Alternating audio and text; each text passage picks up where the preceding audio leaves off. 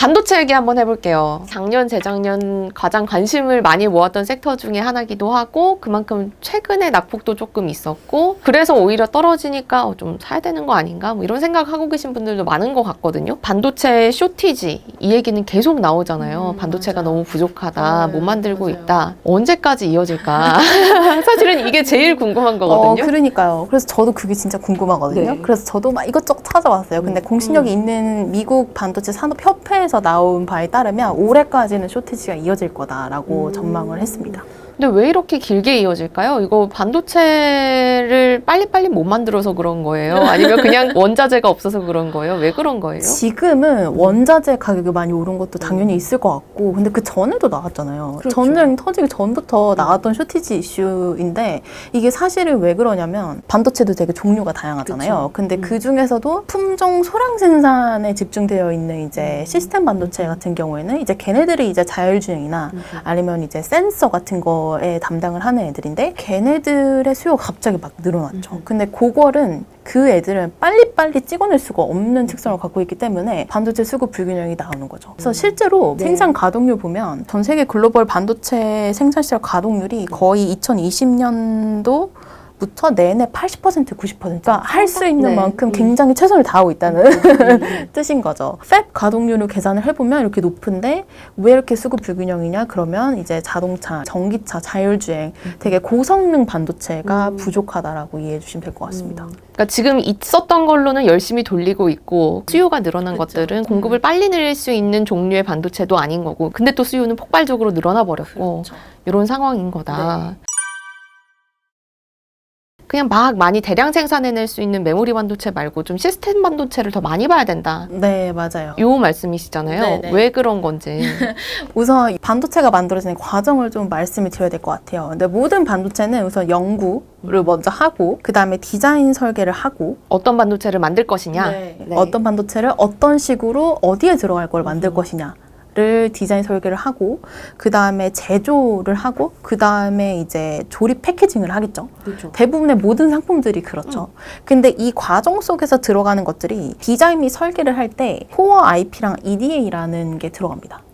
그게 뭔가요? EDA 같은 경우에는 전자 설계 자동화 시스템이고 코어 IP 같은 경우에도 시스템 반도체를 설계할 때 필요한 부분이다라고 보시면 될 것 같아요. 설계를 할 때 들어가는 기술들. 네, 설계를 할 때 들어가는 기술이라고 보시면 되는데 그 다음에 이제 제조할 때는 이제 장비 이런 것들이 많이 들어가겠죠. 그래서 그렇게 이해를 해주시면 되는데 저희가 궁금한 건 고부가가치 산업은 이 공정 중에 뭐고 그러면은 이 공정에서 그 고부가가치 산업을 가장 많이 가지고 있는 국가는 어디지? 라고 제가 생각을 해보니까 가장 고부가가치는 로직입니다. 로직이 첫 단계는 아닌데 이제 디자인 설계라는 모든 공정 속에서 EDA, 코어 IP, 로직, 그 다음에 메모리, 그 다음에 DAO 이런 식으로 다 나뉘는데 그 중에서 가장 부가가치가 높은 게 로직인데 거기서 미국이 차지하는 비중이 67%입니다. 대표적으로 어떤 기업들이 있을까요? 다들 알고 계시는 기업들인데 뭐 AMD랑 엔비디아, 뭐 텍사스 인스트루먼트 이런 기업들이라 보시면 되겠고 실제로 이제 대한민국 정책 브리핑 같은 데서도 반도체 기업에 대한 발표를 많이 하는데 거기서 발표했던 게 전 세계를 대표하는 시스템 반도체 기업 중에서 6개가 다 미국이다.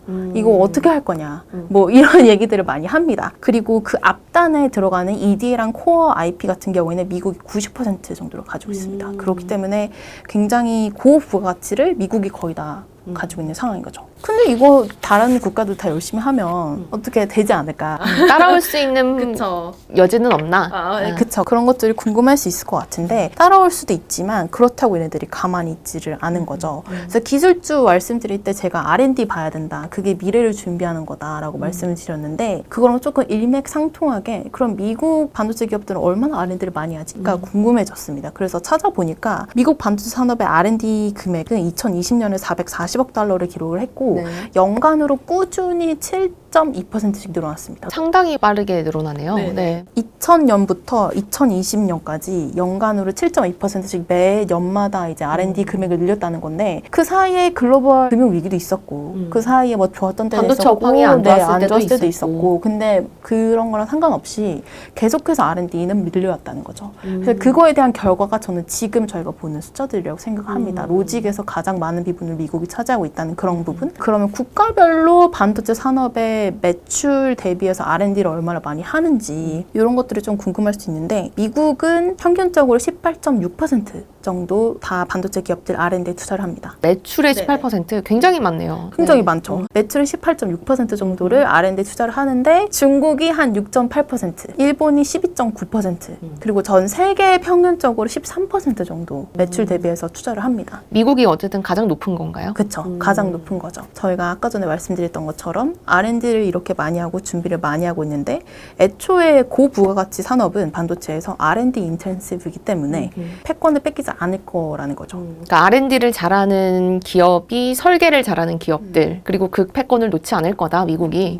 놓지 않기 위해서 지금도 열심히 돈을 하고 있고. 열심히 하고 있다라고 보시면 되는 거죠. 근데 이제 궁금한 건 우리가 뉴스를 보면 이런 얘기 많이 나와요. 점점 더 이제 기업들이 자기네 제품에 정확하게 딱 맞는 시스템 반도체를 만들고 싶어서 각자 각각의 기업에서 자기네 자체 설계하는 능력을 좀 끌어올리려고 열심히 노력들을 하고 있다. 삼성전자도 그렇다고 하고. 그러면 원래 설계를 담당했던 기업들이요. 어떤 영향을 받게 되는 건지 이런 것도 좀 궁금하거든요. 사실 애플이나 테슬라 이런 애들 반도체 자기네들이 만든다고 마케팅 포인트로 잡아가지고 그렇죠. 예, 아이폰 같은 거 할 때도 그렇게 얘기를 많이 하잖아요. 자체 칩을 만든다. 자체 칩을 만든다. 그다음에 애플이 사실 반도체에 되게 주된 수요처였기 때문에 그런 의문들이 많이 나오는 것도 저도 이해를 하는데 사실 여기서 좀 중요한 포인트를 말씀드리자면 이거는 사실 저의 의견이 아니라 제프리스에 계신 반도체 애널리스트 분이 얘기하시는 건데 1955년부터 글로벌 반도체는 매번 텍토닉 시프트라고 하는데 10년 주기로 굉장히 그 디지털화랑 비슷하게 이제 반도체 사이클이 지나가 왔다라고 얘기를 하셨는데 1차는 그냥 프레임, 메인 프레임 만들다가 이제 미니 컴퓨터가 된 거죠. 그게 이제 1955년 네.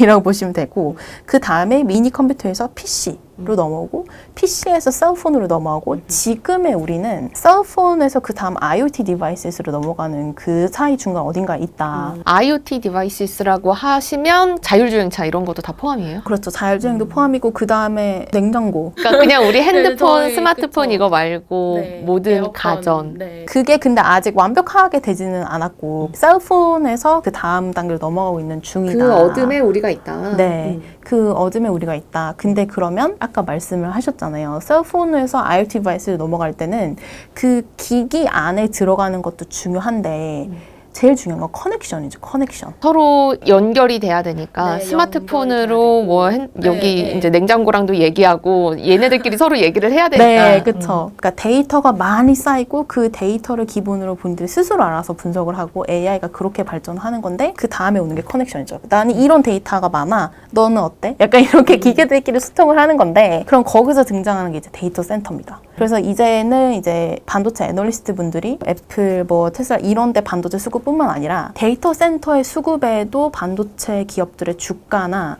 아니면은 판매량이나 이런 것들이 영향을 많이 받는다라고 생각을 많이 하시고 그 데이터를 다루기 시작을 하셨습니다. 근래에.